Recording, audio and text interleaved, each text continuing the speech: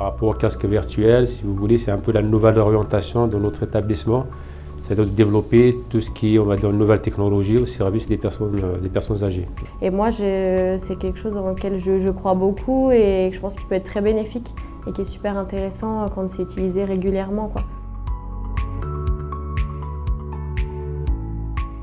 Je pense que si c'est utilisé régulièrement, à fréquence régulière et que c'est bien cadré, je pense qu'il y a un réel bénéfice sur le bien-être déjà du résident.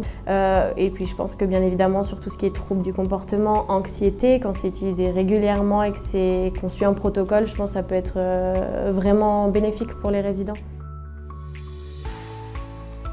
Par rapport au niveau de l'isolement social, je pense que c'est quelque chose également d'important parce qu'on a des personnes ici qui ne sortent pas du tout, qui ne peuvent pas sortir ou bien qui n'ont pas peut-être de famille, etc.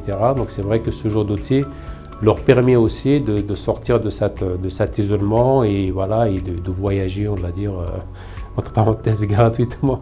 Vous êtes déjà allé à Londres, Simon? Ouais, il y a très longtemps, quand j'étais étudiant. Ça permet d'être en immersion dans ce monde-là et c'est vraiment quelque chose qui est super. On ressent la joie, par la gestuelle, on perçoit aussi que voilà, elle est complètement réceptive et c'est vraiment ça en fait. On sent que voilà, elle est vraiment dans le monde dans lequel on l'a plongée entre guillemets et que c'est très bénéfique, quoi. C'est de redécouvrir des choses qu'on avait oubliées, quoi. Voilà.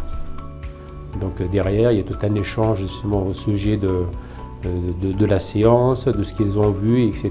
Et ça permet de créer en fait certaines interactions, donc voilà, etc. Ah, c'est formidable. Moi, je trouve que ça, franchement, on le vit. Je pense que ça peut être vraiment bénéfique pour les résidents.